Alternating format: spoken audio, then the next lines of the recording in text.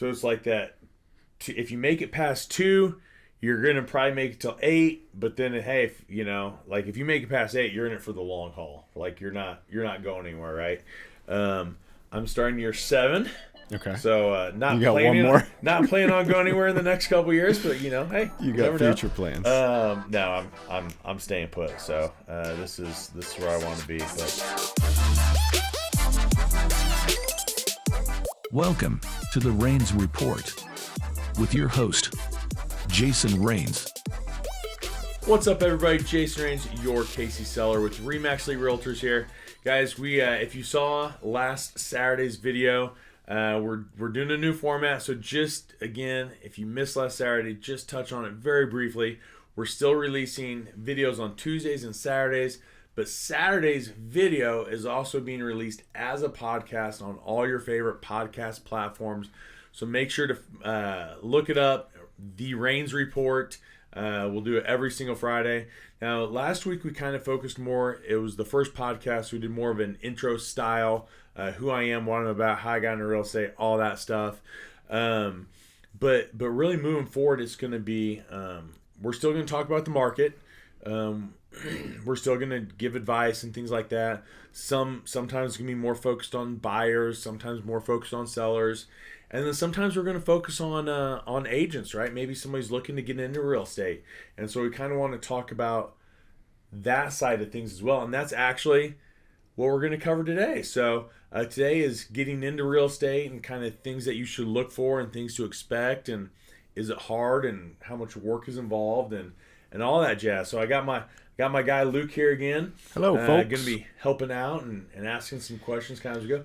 Maybe he's looking to get into real estate. He's not, but no. I mean, But this was my question off camera, so that's why this kind of turns into a topic, which is a good jumping off point to say we want comments. We want people to ask questions so that we can have topics to focus on. With questions, you guys. So, absolutely. A lot of these will be generated by you. This one was generated by me. Yeah. And it is interesting to me. Yeah. So I think there's a lot of realtors out there. Yes. There's a lot. So I think Kansas City, it's somewhere like 15,000 realtors in Kansas City. But you go to places like California and Florida, dude, I mean, 15,000 is our MLS, 15,000 in our MLS, which stands for Multiple Listing Service. I know other MLSs, and there's not like just one MLS per state, right? Like we have several in Missouri, right? Ours is the biggest with 39 counties, but you might go to Florida and there might be like an MLS might cover like 2 counties or 3 counties, right? And then they have a ton of MLSs. And I know that I know MLSs in Florida that have our amount of agents or more in only 2 or 3 counties versus 39 counties, right? So there's a lot of realtors out there. So not to say that more can't come in, but it can be honestly a little challenging field to break into. So it was challenging for me. I was an agent for 2 years. Were you really? Yeah. I never knew that. That was you said on the last podcast about 2014. Yeah. People got into it. I was one of those people. Oh yeah. So I never knew that. I got my license in Missouri. I got my license in Kansas. Okay. And then I was a real estate agent for 2 years. Sold my dad's house, broke even. This kind of took off. We run production for all Jason's stuff, and then dropped the license because I don't want a conflict of interest. Yeah. But to that end, we get kind of both sides of this because I was one for a period of time, made, I guess I would say, some of the wrong maneuvers because I didn't become as successful as you. Yeah. And then you're coming from a point of that success story. So you get to talk to that end. It's funny you say 2 years. So it's like some crazy number, like 80, 85, maybe even 90% of agents don't make it past 2 years. They're literally like 2 years and they're out, right? And then of the agents that remain after that, it's another crazy number, like another 80 something percent, 90% don't make it past 8 years. Uh-huh. So it's like that. If you make it past 2, you're gonna probably make it till 8, but then hey, if, you know, like if you make it past 8, you're in it for the long haul. Like you're not going anywhere, right? I'm starting year 7. Okay. So not You got planning one more. not planning on going anywhere in the next couple years, but you know, hey, You never got future know. plans.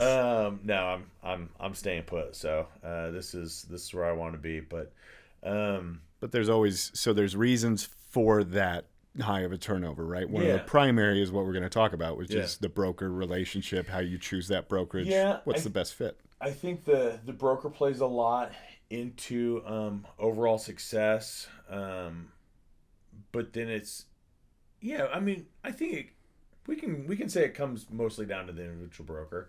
A lot of times, a lot of people call me or, hey, I just got my real estate license. Where should I be? Or I'm thinking about getting my real estate license. Like, where should I go?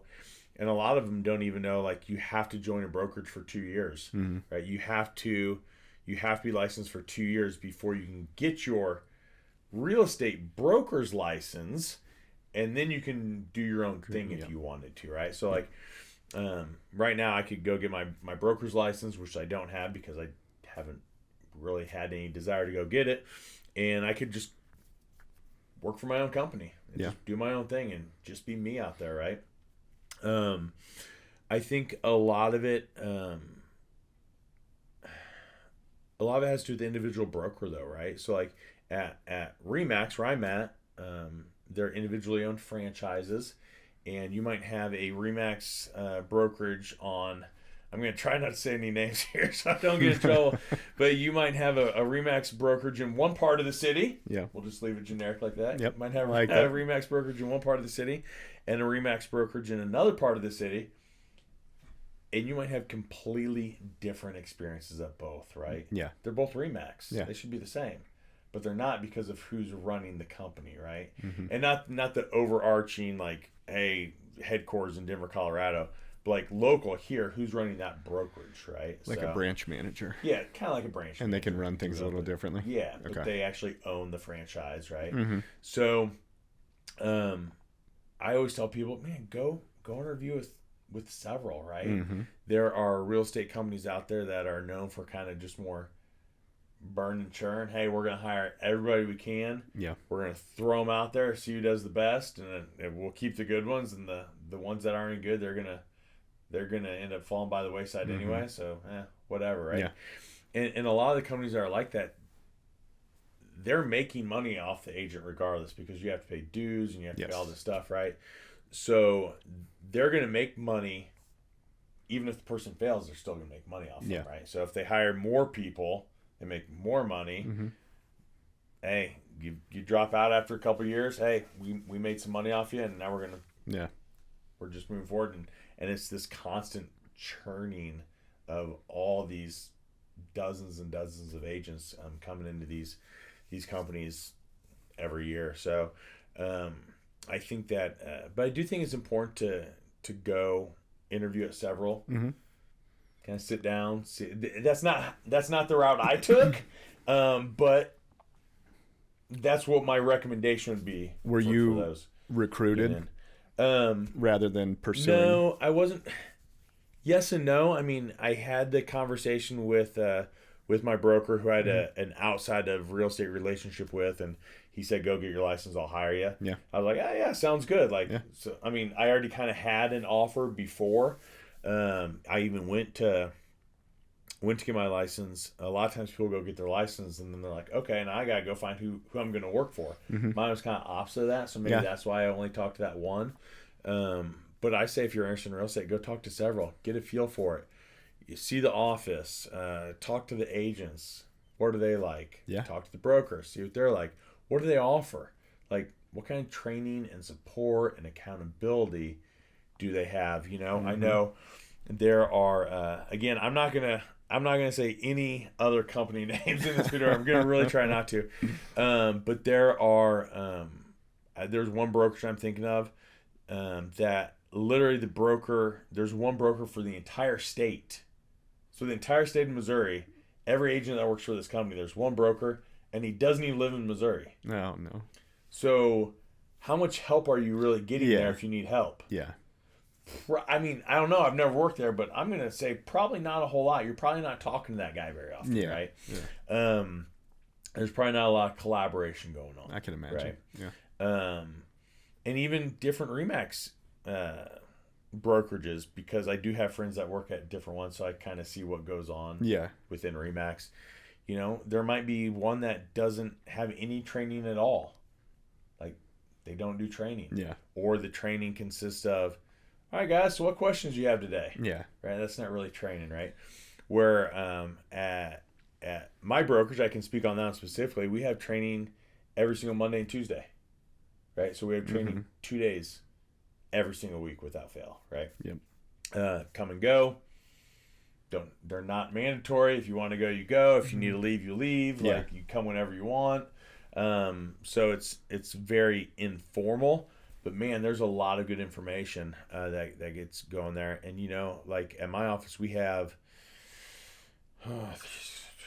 I'm gonna guesstimate here probably 17 agents that have grossed at least $1 million in commission, right? And of those 17, I'd say 15 of us regularly go to trainings still, right? So it's like, and some of these agents have been agents for 20 years, 30 years, going on almost 40 years, and they still routinely come to the training. So not only are you getting good training, you're getting great insight from people that have been doing this for decades, right? Like if we talk most agents, the majority drop out after 2 years, and those that don't leave after 8. You know, what's it take to be a successful agent for 30 plus years? Like the amount of knowledge that's there is just continuous training, insane, right? When you said, because you said training's not mandatory, really in real estate, it seems like nothing is mandatory besides re-upping your license every so often. You can work as hard but or that's as where little that as you want. That's where that turnover comes in. I would imagine there's some correlation between people that are self-starters and actually go attend training and stuff like that. Self-starters, and you know how much money do you need? Yeah.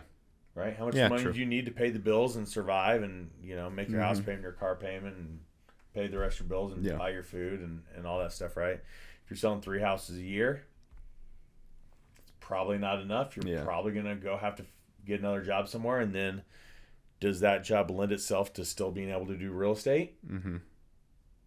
Or are you just trying to show houses on the evenings and like one day a weekend or on the weekends or whatever? Well, I guess in theory that's a way that this works, because you can work when you need to, and then you could always start with a part-time job. I mean, that's what I did when I was doing it, but eventually that tilts. Like you're now full-time, and that's important. Yeah, because I started part-time for my first couple and 2.5 years, right? I had other businesses that I was running, other jobs that I had. And then eventually just turned into, hey, like, what can I do if I really put all my effort into this one thing? And it's you know, led to where I'm at now, which 3rd year in a row, been in the top 15 individual Remax agents in the state of Missouri. There you go. So, you know, I think that, but I think a lot of that does have to do with the individual broker, right? In the sport. We were talking before we started this. I go down and sit with my broker an hour every single week, an hour a day, like on Wednesday. Like our time is Wednesday mornings. Wednesday morning at 9:30 to 10:30, I'm in his office every single Wednesday, unless he's on vacation or I'm on vacation. Like we're there, right? We're talking about business stuff. We're talking about what do I got going on, ideas, new ways to market, like higher level stuff than just oh, hey, have you know, how many phone calls have you made this week, right? Yeah, like, true. So so they have to be accessible. And he seems like he is. I mean, you called him, he didn't answer, and he called you more than once. Yeah, I called him right before we started today, and he didn't answer. I had a question for him on a land deal that I'm getting ready to a list, and you know, it's 116 acres of industrial land for like multi-millions of dollars, and I had a question for him. I just wanted to make sure that, you know, I had my bearings straight as we got started with that, and he didn't answer. But then he called me back while we were doing a different podcast, and I didn't answer. And then he called me back again in between, and like and that's the thing that I love about where I'm at. And I would hope that wherever another agent is, they have that accessibility, right? Because if you have questions, like, who do you call? Like, if you don't have anybody to call, then how do you know what you're doing? Like, if you're doing right, are you messing stuff up? Yeah. Like, what are best practices? All that stuff, right? So, and we'll probably have my broker in here at some point. Yeah. Doing a little podcast. Let's see how accessible he is. Yeah, I'll get him here. I'll get him here. So, I think from, agents getting started, the broker makes a big difference. But then I think you got to decide, do I want to be an individual agent or do I want to be on a team, right? And I think that's different for different people, and there's different benefits to both of those. I've always been an individual agent. I was never on a team when I got started. I probably could have benefited from being on one looking back, right? Especially those first 2.5 years when I didn't really know what I was doing and didn't have a lot of ideas yet and just was trying to get my footing and get started in the business. Were you recruited by teams in that period? No. Okay. No, Speaking from, because different brokers, right? Remax, I was with a different one, but they had people in the office that would just run up to you and try and get you on their team. I think that there's some brokerages that you have to be on a team when you get started. Like, that is a requirement to be there. Yeah, maybe right? I should have. Yeah. Right? Yeah. But I think the probably really the only downside being on a team is you do give up a little bit of your commission, right? And I think that's, again, nothing is set in stone. A lot of teams will do a 50-50 split and you're getting up half your commission. That's not how I do mine because I want to provide value without taking advantage of the situation. So I have much higher splits than that. But I think that'd be the one downside to being on a team was you do have to give up the commission, but you get a whole nother level of support and training and accountability. Like, I know my team specifically, we do a Zoom call every single day, weekdays, Monday through Friday. Yeah. We do a 30 to 45 minute Zoom call. That's important. Monday through Friday every day, right? Get the day started right? Yeah. I mean, there's a lot of agents out there hey, you don't have to clock in, right? You literally work the hours you want to work. Sleep till 11 o'clock noon every day. Yeah. Get up, roll out, start working at like 1 o'clock in the afternoon, right? And granted, they may stay up till 11 midnight. Yeah. There's only so much business you can do after 10 p.m. You're not probably making phone calls to clients and whatnot. So I've never really been in that time period. I always get up super early, like 4:30, 5 o'clock every day. Kids, huh? Well, I'm not making phone calls at that time either, but I can get a bunch of business stuff knocked out in the morning, and then I start making phone calls at 8 o'clock. Yeah. To clients, to other agents, and then text messages, whatever. Sometimes I'll have 10 text messages queued up. Yeah. Just waiting till 8 o'clock and send all the way down, right? Yeah, don't call me before 8 o'clock. Yeah. I can call my broker before 8 o'clock. Yeah. He's about the only one. So, and he'll answer. So there you go. But I think that, like I said, the benefit is getting that accountability and just having someone accessible, again, whether it's the broker or the team leader, somebody to run ideas past, ask questions to. And honestly, some people just like feeling like they belong on a team, right? Like some people just like that is their, like that's just who they are, right? And so they're okay with giving up part of their commission to have that support and that accountability and have that feeling of, hey, I'm a part of something. Right? Yeah. So I think that just kind of depends on the individual agent. But. Well, and what about, like, the name of the game for new agents, probably lead generation. So where does the brokerage, where does this specific broker or the team help you generate those leads? It just depends. I was told lead generation for a long time. And for a long time, because I felt like I should know what I was being told, I didn't ask any questions. Yeah. But for a long time, like, I just got told, oh, lead gen. I didn't know what the hell that even was, right? I was like, how do I generate leads? Like, give me freaking specific examples of what to go do. I'll go do whatever. Pop buys. But I don't know what it is, right? And so now I do a little bit different. Yeah. But I think again, I think that's going to be dependent upon not only the brokerage, but honestly the individual team, right? There are brokerages that buy a crap ton of leads from like Zillow or other lead generation companies, and they give those out to their agents. Now they're online leads. Historically, online leads are not very great. Yeah. I think it was last year, what I read, like I just told one of my agents about this yesterday. It was this is crazy. It was something like 600 million leads were sold last year. Okay. There was only 2 million real estate transactions. That's weird. Or maybe it was 20 million. It was 3% or something. Like, it was crazy. It was like 600 million leads were sold and 20 million real estate transactions. What happened to the other hundreds of millions of leads, right? It was a crazy number. And so a lot of brokerages, a lot of team leaders will supply leads. Just, hey, come to me because I'm going to give you a lot of leads, right? Yeah. They might be good, they might not, but I'm going to give you lots of people to contact, right?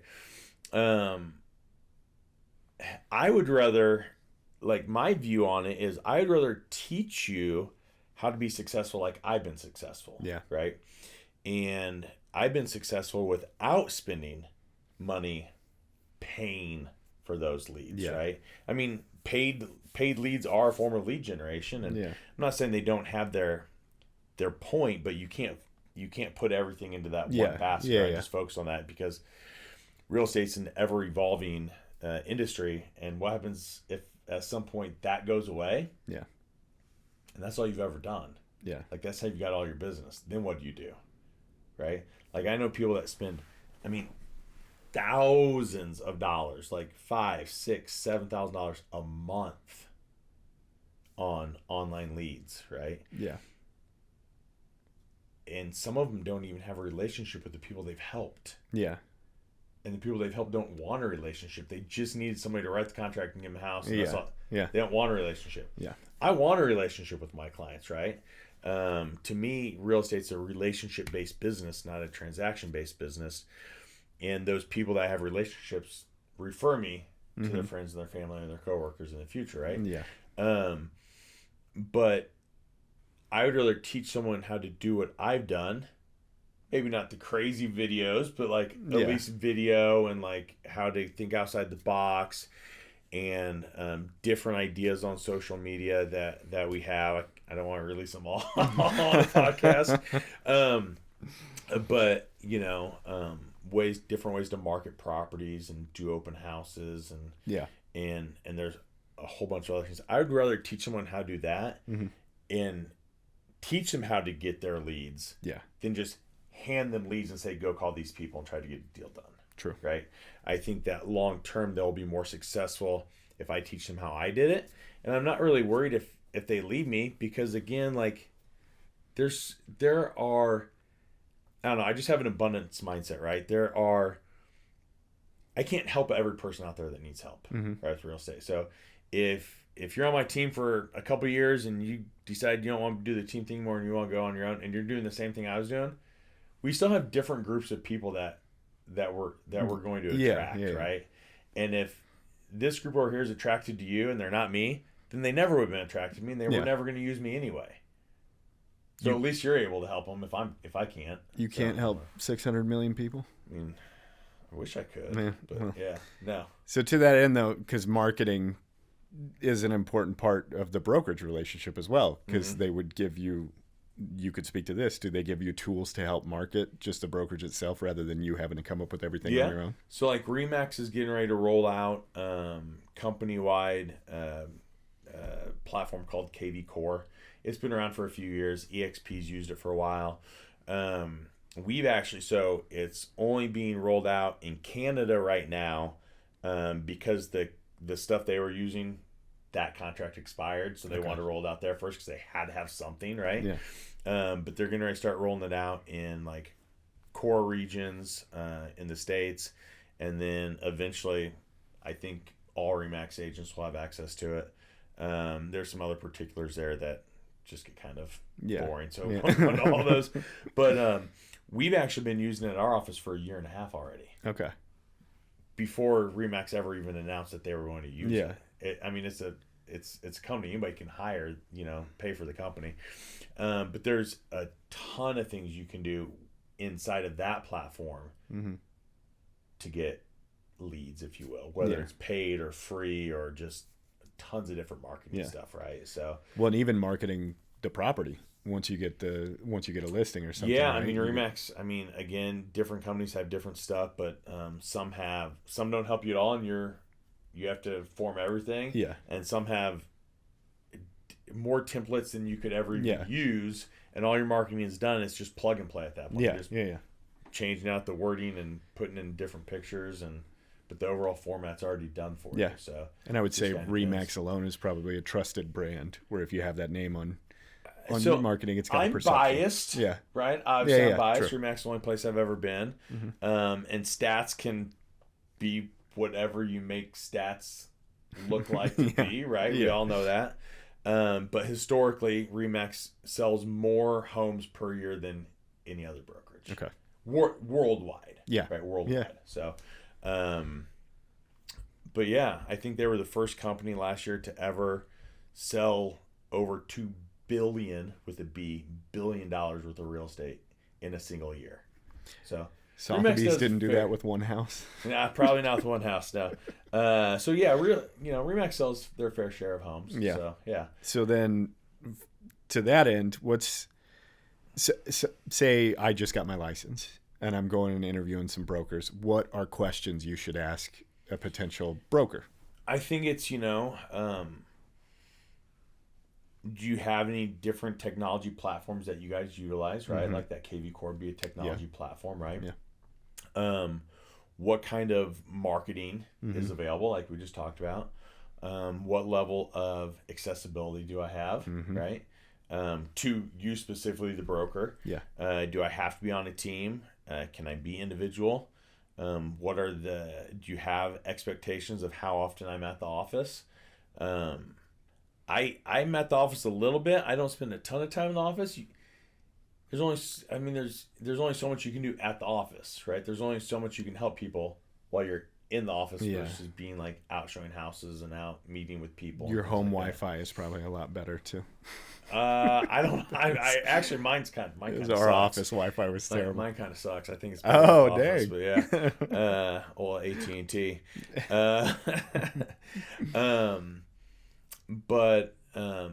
So yeah, expectations.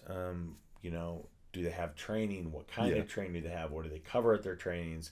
Is it just, hey, what questions do you guys have today? And that's what you cover, right? And there's okay if that's some of it, but there should be a point to the training and then open up for questions. That'd be like us sitting down here and starting the cameras and going, all right, so what are we talking about today? Yeah. Right? Like there needs to be a general idea and then you can just flow from there, right? Yeah. It's fine. But because commission splits. Yeah. Let's talk commission splits, right? Like that is a big part of it, right? There are companies out there that take 50%, right? Of the agent's commission. So if a commission check is $10,000, the agent's getting $5,000. Yep. Right? The broker's keeping the other $5,000. But that varies. I mean, I've seen stuff as high as 95%. I mean, there's some online companies that don't really have any training support, whatever, but they do 100% commission. You're keeping every penny of what you made, right? You're typically paying a monthly fee at those places. Yeah. Because they have to make, I mean, it's a business. They have to make some money somewhere, right?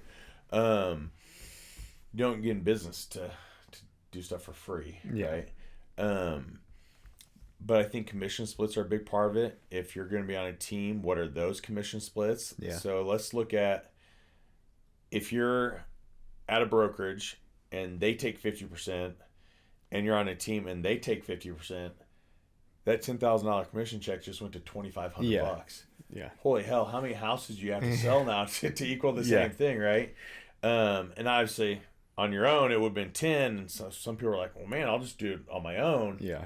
And that's great if you can, if you're that self-starter and you're very business mind focused and you can get up and get things done, and you don't need a ton of support, and you don't need a ton of accountability, and you're really good at marketing, and you're creative, and you're all those things. But I think that very few agents are all of those things together. Yeah. Right? They might have this or that, or a few of these or a few of those, but very few have all of that.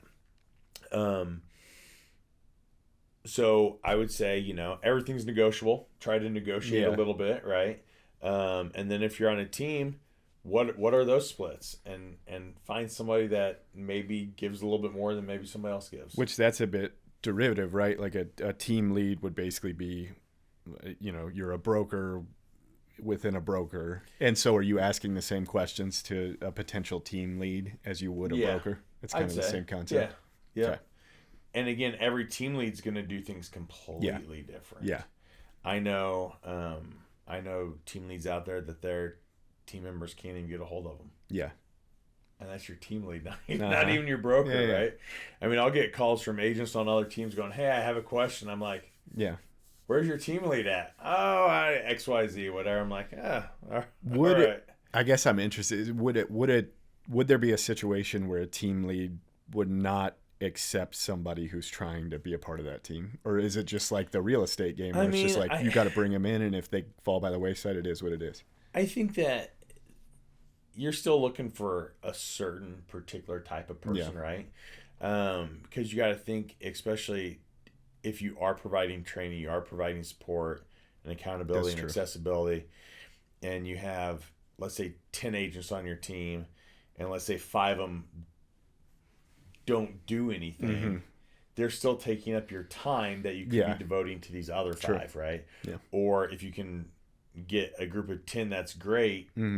Now you can spread that out, but everyone's at least working together. Well, I guess, would you have to pay for each team member? Is there a structure where you have to pay? I can only speak for me. I don't even know. I only speak for myself. It doesn't cost me anything to have somebody on my team other than my time and stress and ideas and things like that. But that's what I get compensated for from them is for everything I'm able to provide to them. Gotcha. Right? Yeah. And so it doesn't. Again, that's just at my brokerage specifically. It doesn't cost me to have anyone on my team. Yeah. As far as I'm not paying monetarily to my broker to have a team, but that's just where I'm at. I can't speak for other brokerages and their teams. They might be set up differently. Yeah. They might charge their teams X. Yeah. Right. I don't know. So I guess separate from that, but in reference to something we were talking about before, is there a power dynamic where when you just got your license, you're going to become a real estate agent, where you almost feel like the interviewer and the broker is the interviewee? Yeah, I think so. Yeah. Yeah, absolutely. So. Which I guess is more of a confidence thing if you can manage to think that way. Yeah, I mean, we just had officially 7. There might be some more people in the works, but we just had 7 people come to us from a different brokerage, come to our brokerage from a different brokerage. Yeah. Right. And at one point during that whole interview process that took a couple months, at least it felt like it was a couple months. At one point there was 4 of them interviewing all in the same office all at the same time with the broker. Right. Oh, wow. And so when I found out there was going to be 4, I called him and I was like, "Hey, do you want me to sit in on this?" Yeah. Right? Not that I'm the broker, but just to, they're there interviewing you, and obviously you're expected to say certain things as the broker because you want them. But you've never interviewed 4 agents at a time before. That's very abnormal. You want me to sit in just to provide a different perspective, right? I don't have any skin in this game. They're not coming on to join my team. Yeah. And he was like, "Man, that'd be awesome." So, I mean, we sat there, and I think that meeting lasted for like 2 hours on a Friday night, like a Friday evening, like 2 hours long, just talking, making them feel comfortable, seeing if our office was a good fit for them. But at the same time, you want them to be a good fit for the office too. Yeah. Especially from a personality standpoint. Like, most of the agents at our office have that abundance mindset that I mentioned, right? And so we're not afraid to share ideas with other people. Yeah. right? Yeah. I'll give you ideas. Like, it's up to you to go do them. If you don't want to do them, don't go do them.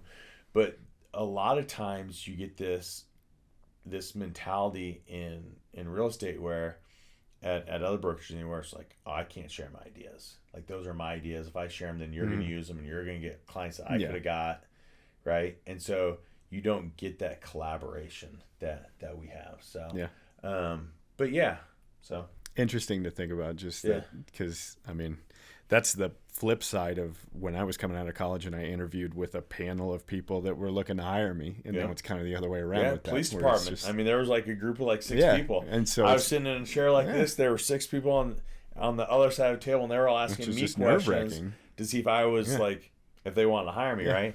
And there's so many brokerages out there that, hey, if I'm interviewing the broker and I don't feel like it's a good fit, I don't like what I'm hearing, I can go down the street and interview somebody else. Yeah. Right. That's exactly right. So, yeah. Cool. So then that's just something to think about for the potential realtors out there. Absolutely. So, obviously if you're a real estate agent and you're thinking about getting in and you have questions and I'd say in the greater Kansas City area, just because things are different, MLSs have different rules, and I don't know the rules in different states and all that stuff. But if you're here locally to Kansas City or the greater Kansas City area and you're thinking about getting a real estate license and you have questions, my contact information is in the description for podcast. On the YouTube videos, it's here on the video itself. Feel free to reach out, ask me your questions. If you're thinking about RE/MAX, I'll talk to you about RE/MAX. If you're thinking about somewhere else, I can tell you what I've heard. That's all I can do because I don't have experience there.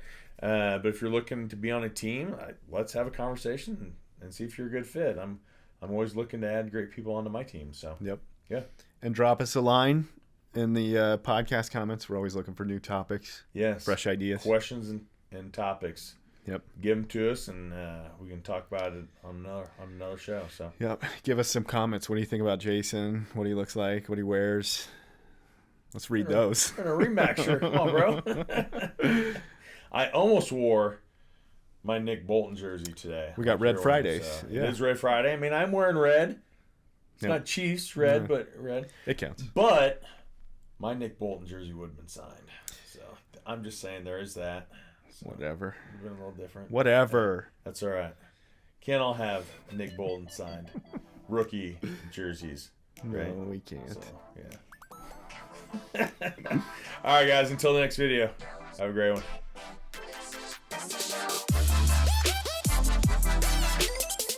The Rains Report is brought to you weekly by Juke Media. Look for episodes every Friday wherever you download podcasts. And remember to rate and subscribe for more content.